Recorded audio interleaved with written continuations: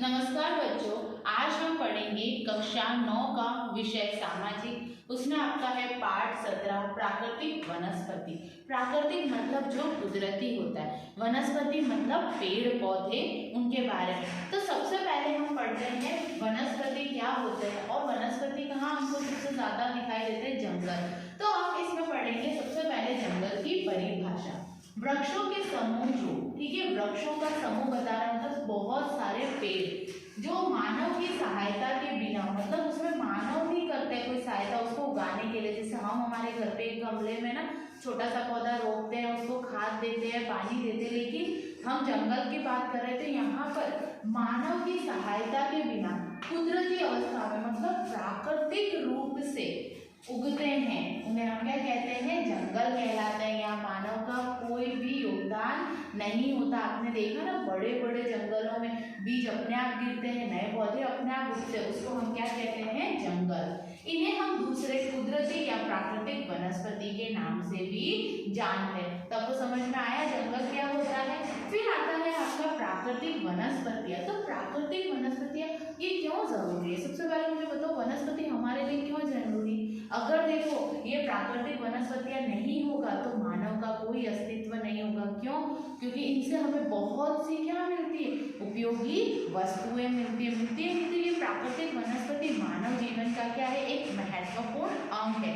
अब है प्राकृतिक वनस्पति के परिबल के कारण विभिन्नता। अब ये प्राकृतिक वनस्पति में क्यों विभिन्नता आती है? आप देखो कई कंटीली झाड़ियाँ मिलती है तो कई बड़े बड़े वृक्ष मिलते हैं। ऐसा क्यों होता है? क्यों? इन परिबलों के कारण। कौन से? एक तो भूपृष्ठ, मतलब सब जगह की जो भूपृष्ठ होता है उनका आकार माप सब अलग होने के कारण, भूमि जमीन के कारण, कहीं काली मिट्टी होती है, कहीं दोमट मिट्टी होती है, कहीं रेतीली होती है। तो क्या है, भारत जो है वो क्या है, विविधता वाला देश है, तो यहाँ पर अलग अलग जगह अलग मिलती है। तीसरा है तापमान। तापमान के कहीं का देखो, आपने देखा होगा राजस्थान के अंदर वहाँ का तापमान क्या होता है, बहुत ज़्यादा होता है। वहीं हम दूसरी जगह हिमालय वगैरह में जाए तो वहाँ ठंडा। तो तापमान का भी क्या होता है, वृक्षों की वृद्धि पर, उनके आकार पर फर्क पड़ता है। दूसरा है सूर्य का प्रकाश, कि सूर्य का प्रकाश पौधों तक कैसे पहुँचता है। फिर है आपका वर्षा की मात्रा। जहाँ अधिक वर्षा होगी वहाँ वृक्ष हमेशा क्या होंगे, ऊंचे होंगे और हमेशा सदाबहार बन रहेंगे। फिर है नमी। नमी पर भी बहुत असर होता है। तो इन परिबलों के कारण, इन 6 परिबलों के कारण ही क्या होता है, हमारी प्राकृतिक वनस्पति में विविधता देखने को मिलती है। फिर है देखो, भारत में लगभग 5000 जाति के वृक्ष होते हैं। देखो हमारे भारत देश में कितने हैं, 5000 जाति के वृक्ष। 450 जाति के वृक्ष व्यापारिक रूप की दृष्टि से बहुत उपयोगी। व्यापारिक मतलब फर्नीचर बनाने के लिए, है ना, चंदन की लकड़ी का उपयोग हम करते हैं ना, संसाधन के रूप में, लेप के रूप में, है ना, प्राकृतिक जो संसाधन होता है उस रूप में उसका उपयोग करते हैं। फिर आगे आता है 15,000 प्रकार के फूल वाले। देखो कितने हैं, 15,000 ऐसी प्रजातियां जिससे हमें तरह तरह के फूल मिलते हैं, जो विश्व का 6% है। कितना है, पूरे विश्व का 6%। उसके बाद है 2000 औषधीय वनस्पतियां है। आयुर्वेद के अंदर बताया गया है कि जंगलों से हमको 2000 कितनी, 2000 औषधीय वनस्पति मिलती है। तो हमने देखा जंगल की परिभाषा, परिबल कौन कौन से हैं जिससे विविधता है, हमने देखे कितने कितने तरह के भारत में और विश्व में वनस्पतियों की प्रजाति। फिर हम देखते हैं, देखो प्राकृतिक वनस्पति के प्रकार। अब वनस्पति के प्रकार, तो विविधता के आधार पर वनस्पति के 5 प्रकार, मतलब जंगलों के 5 प्रकार है। पहला है आपका उष्णकटिबंधीय बरसाती, मतलब सदाबहार वन जहाँ हमेशा हरियाली रहती है। दूसरा है उष्णकटिबंधीय पतझड़, जहाँ पर पतझड़ की ऋतु आती है। तीसरा है उष्णकटिबंधीय कंटीली झाड़ियों के जंगल, जहाँ पर कंटीली झाड़ी पाई जाती है। इन सब के बारे में हम विस्तार से पढ़ेंगे। आपका चौथा है समशीतोष्ण कटिबंधीय जंगल तथा घास के मैदान। घास के मैदान भी आपने देख रखे, जैसे हिमालयी वनस्पति, हिमालय में समशीतोष्ण कटिबंधीय जंगल और घास के मैदान पाए जाते हैं। फिर आपका 5वां है ज्वारीय जंगल या मैंग्रोव, जो समुद्री तट के किनारों पर देखने को मिलता है। तो आपको ये समझ में आया। अब हम पढ़ते हैं प्राकृतिक वनस्पति के प्रकार, जंगलों का संरक्षण क्या करना है, कौन कौन से उपयोग और उत्पादिता मिलती है। नोट डाउन कीजिए इसे और हम फिर इसको विस्तार से पढ़ेंगे।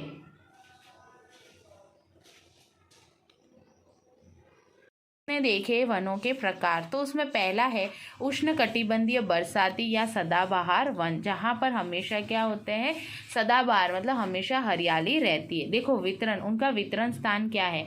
उष्णकटिबंधीय सदाबहार वन गर्म तथा नमी वाले प्रदेशों में जहाँ औसत वर्षा, देखो अब इसकी औसत वर्षा कितनी है, 200 सेंटीमीटर से अधिक होती है और उसका तापमान टेम्परेचर 22 सेंटीमीटर से अधिक होता है, वहाँ ये प्रदेश होते हैं। कौन से? उष्णकटिबंधीय वर्षावन। भारत के पश्चिमी घाट पर्वतमाला के अधिक वर्षा वाले क्षेत्रों, लक्षद्वीप, अंडमान निकोबार, असम के ऊपरी भाग तथा तमिलनाडु के समुद्री तटीय प्रदेश दिखाई देते हैं। अब देखो यहाँ पर जो भारत का पश्चिमी घाट है, पश्चिमी साइड की जो पर्वतमाला है, वहाँ पर अधिक वर्षा होती है। लक्षद्वीप नीचे की साइड है, अंडमान निकोबार ये भी नीचे है, असम के ऊपरी भाग और तमिलनाडु में ये दिखाई देते हैं। कौन से? उष्णकटिबंधीय बरसाती वन। वृक्ष, यहाँ महागनी, आबनूस, रोजवुड, रबर इत्यादि के वृक्ष मिलते हैं। यहाँ ये वृक्ष मिलते हैं, ठीक है। ये क्या है? वृक्षों के नाम है। रबर जिससे बनता है वो वृक्ष भी वहाँ मिलता है। अब इन वनों की विशेषता क्या है? यहाँ के वृक्ष लगभग 60 मीटर जितने ऊंचे होते हैं। देखो वृक्ष कितने, 60 मीटर से भी ऊंचे होते हैं। इन जंगलों में पतझड़ जैसी ऋतु नहीं होती। पतझड़ मतलब जो पत्ते झड़ जाते, वो ऋतु वहाँ नहीं होती। क्यों? क्योंकि ये सदाबहार वन है। झाड़ जंघाड़ के कारण यहाँ नमी की मात्रा ज़्यादा होती है, मतलब कभी कभी वहाँ पर क्या होती है, हल्की हल्की बौछारें होती है। ये जंगल 12 मास हरे रहते हैं। 12 मास मतलब 12 महीने हरे रहते हैं, इस कारण इन्हें सदाबहार जंगल भी कहते हैं। और क्या कहते हैं? इनको सदाबहार जंगल भी कहा जाता है।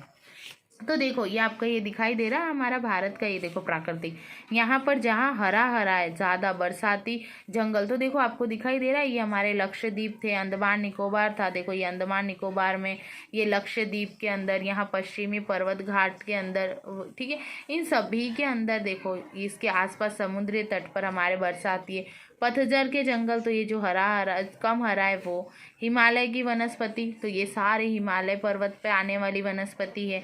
ज्वारीय जंगल, तो ये जो ज्वारीय डार्क है वो। फिर अब कटीली वनस्पति जो एकदम हल्का आपको दिखाई दे रहा है, ये सब कटीली होती है। तो आपने देखा, ठीक है। तो आपको नक्शे में पूछा जा सकता है, तो आपको इस तरह से बनाकर नक्शे में बताना है। दूसरा हमारा प्रकार है उष्णकटिबंधीय पतझड़ के जंगल। पतझड़ मतलब जहाँ पतझड़ की ऋतु आती है।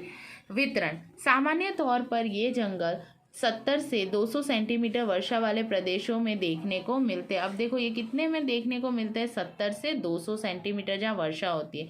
भारत के उत्तर पूर्वी राज्यों, हिमालय की तलहटी के क्षेत्र, हिमालय की तलहटी मतलब हिमालय से जब नीचे उतरते हैं वहाँ पर, पश्चिम उड़ीसा, झारखंड, छत्तीसगढ़, पश्चिमी घाट के पूर्वी ढलान, विंध्य एवं सतपुड़ा पर्वत क्षेत्र के इस तरह के जंगल फैले हुए हैं। भारत में इस प्रकार के जंगलों का क्षेत्रफल अधिक है। कौन सा? पतझड़। तो देखो ये उत्तर से लेके कौन से भाग तक? पूर्वी भाग तक, हिमालय की तलहटी पर भी।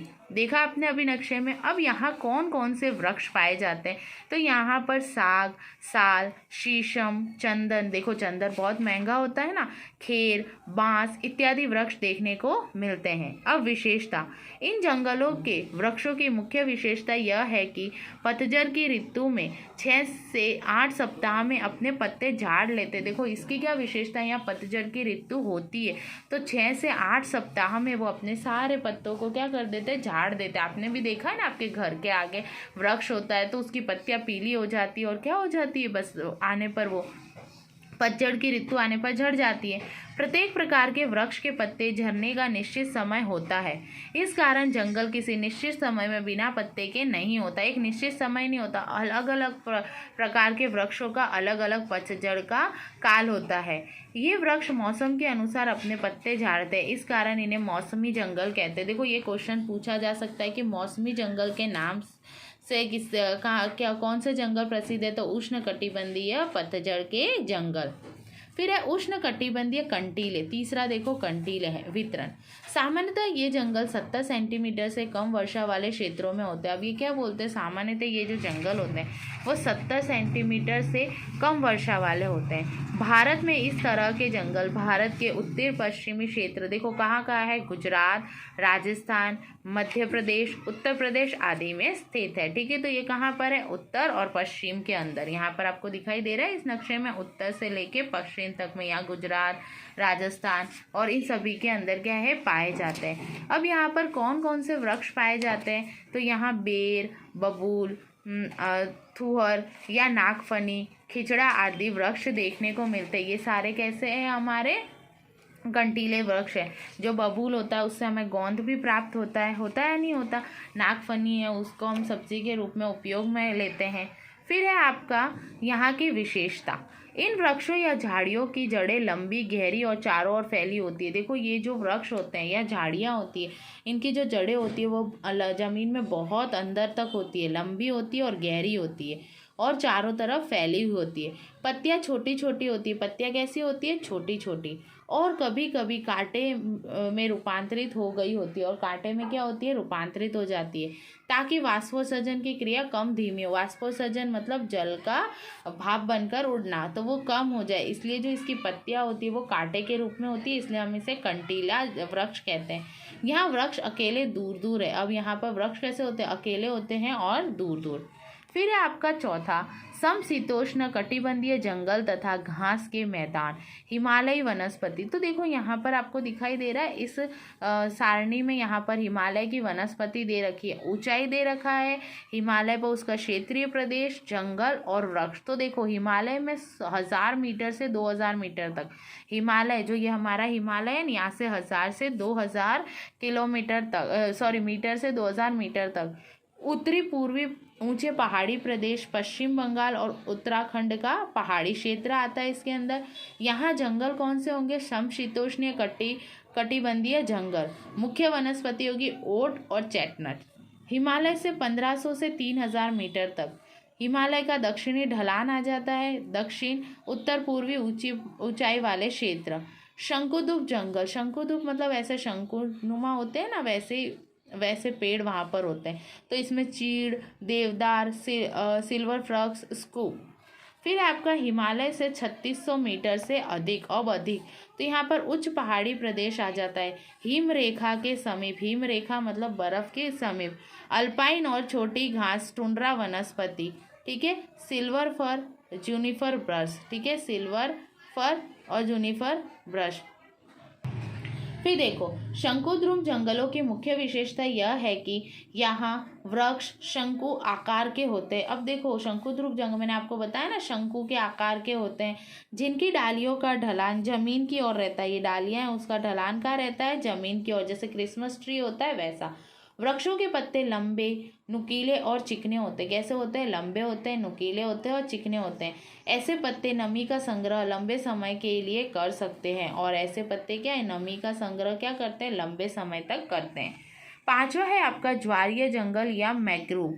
वितरण है भारत के समुद्री किनारे, भारत में जितने भी समुद्री किनारे हैं वहाँ पर नदियों के मुख्य त्रिकोण, जहाँ डेल्टा होता है, जहाँ नदियों का संगम होता है, उस स्थान पर इस तरह के जंगल है। बंगाल की खाड़ी के किनारों के प्रदेश में तथा गुजरात के समुद्र तट के दलदल वाले कुछ क्षेत्रों में छोटे पैमाने पर यह जंगल दिखाई देते हैं। देखो बंगाल की खाड़ी के वहाँ पर प्रदेशों में, गुजरात के समुद्र तट वहाँ पर पाए जाते हैं वृक्ष। सुंदरी और चेर यहाँ की मुख्य वनस्पतियाँ हैं। अब सुंदरी और चेर दो वृक्ष है, वो यहाँ पर बहुत ज़्यादा क्या है, प्रसिद्ध है। ठीक है, तो आपको समझ में आया, हमने अभी क्या देखा, 5 तरह के जंगल देखे हैं ना। अब हम पढ़ते हैं वन जंगल। ठीक है, वन का मतलब जंगल, उसके उत्पाद और उपयोगिता। उस वन से हमें कौन कौन से उत्पाद मिलते हैं और उनकी उपयोगिता क्या होती है। तो देखो जंगल मानव जाति के लिए अनेक रीति से उपयोगी, हमने देखा है ना, जंगलों से हमें बहुत सारी उपयोगी वस्तु मिलती है, जैसे कागज, रबड़, लकड़ी जिससे हम फर्नीचर बनाते हैं, है ना, खाने की भी बहुत सारी वस्तुएं, औषधि। जंगलों में मिलने वाली इमारती लकड़ियाँ, देखो आगे ना यहाँ पर इमारती लकड़ियाँ जैसे साल फर्नीचर बनाने में काम में ली जाती है। सुंदर वन में से मिलने वाली सुंदरी सुंदरी वृक्ष की लकड़ी से नाव बनाई जाती है। अभी क्या बोल रहे हैं, सुंदरवन में मिलने वाली जो सुंदरी वृक्ष होता है उसकी जो लकड़ी होती है वो नाव जो जिसमें हम बैठते हैं वो बनाने में उपयोग में ली जाती है। हिमालय के शीत प्रदेश में होने वाले देवदार चीड़ की लकड़ी से खेल के उपकरण, खेल के मतलब बैट वगैरह बनाए जाते हैं। चाय तथा दवाइयों की पैकिंग के लिए पेटियां बनाई जाती है। किससे? देवदार और चीड़ से।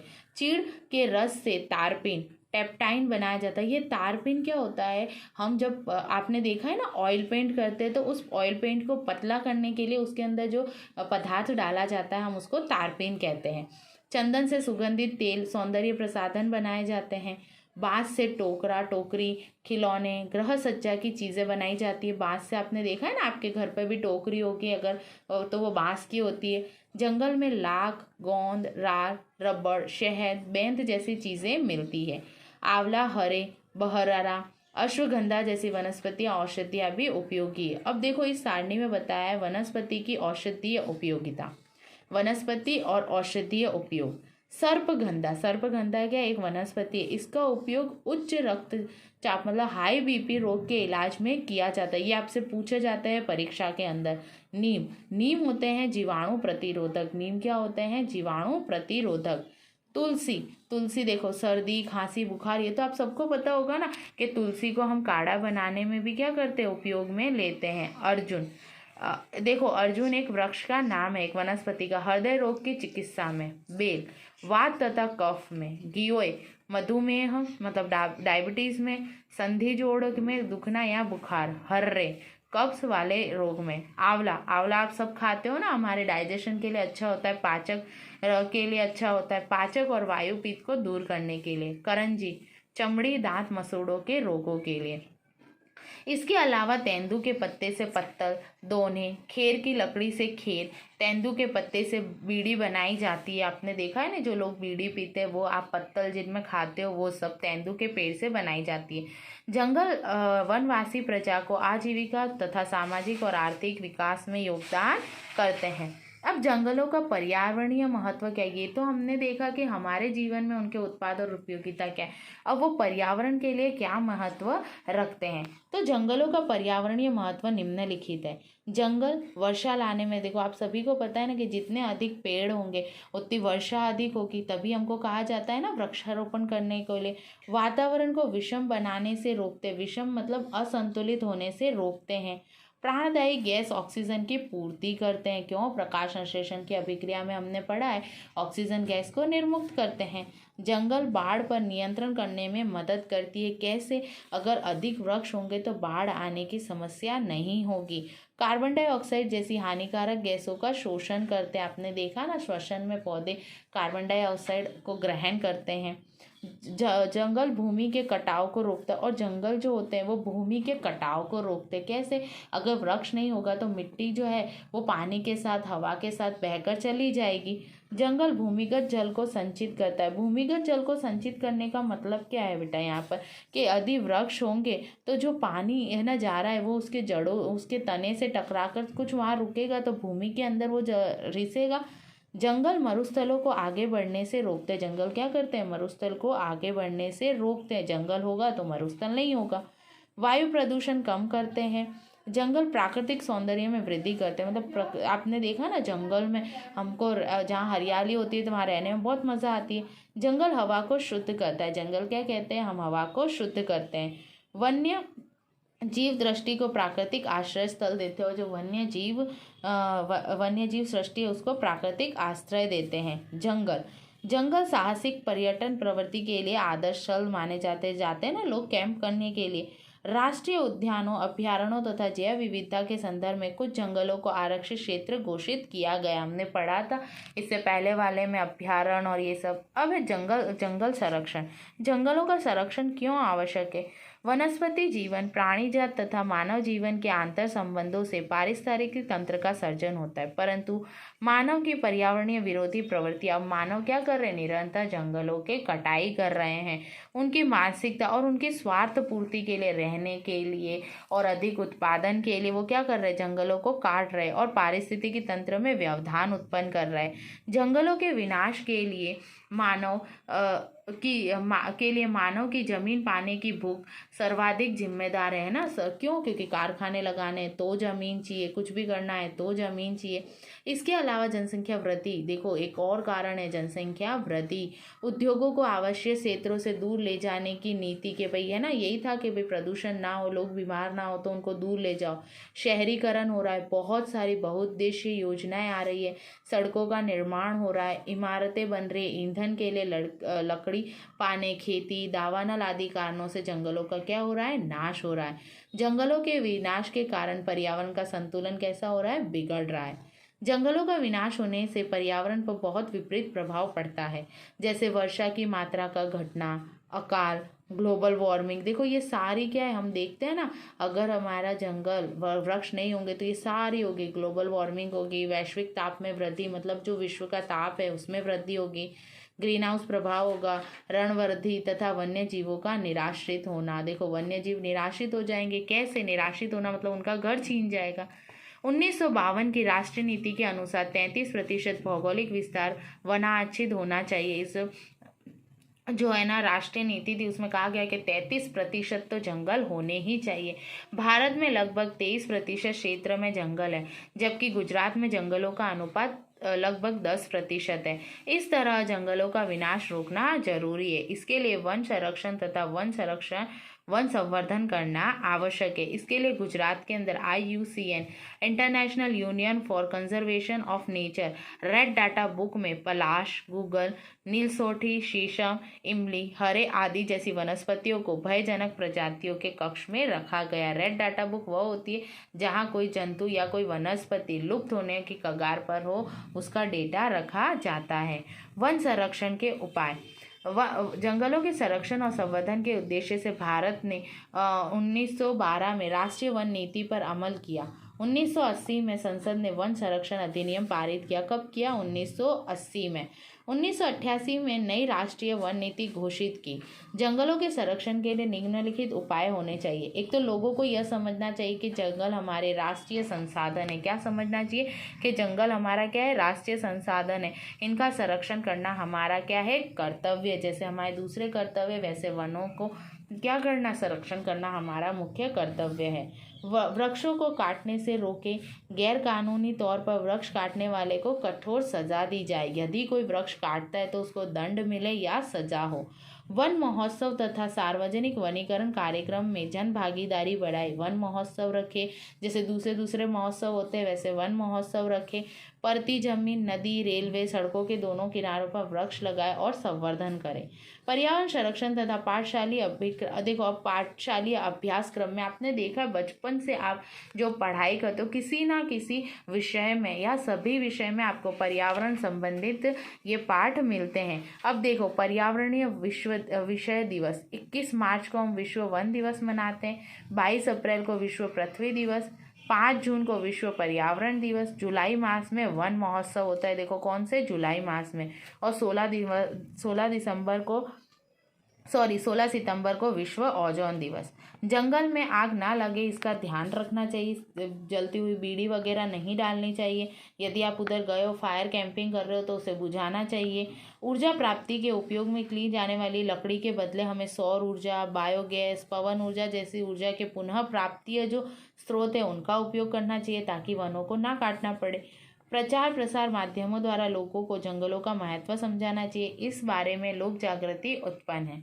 वैश्विक लोक जागृति लाने के लिए 2011 के वर्ष में विश्व वन घोषित किया गया है। तो देखो ये पूछा जा सकता है कि विश्व वन वर्ष कब घोषित किया गया था? तो 2011।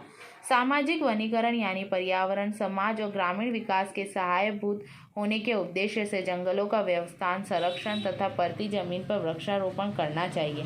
देहरादून स्थित वन संशोधन संस्थान जो वन संशोधन का कार्य करती है वो संस्था कहाँ पर है? देहरादून में। तो हमने इस पाठ में क्या पढ़ा? 5 तरह के जंगलों के प्रकार पढ़े। वनों से हमें कौन से उत्पाद मिलते हैं, उनका हमें संरक्षण क्या करना चाहिए और उन संरक्षण के उपाय पढ़े। आपको समझ में आया? धन्यवाद बच्चों।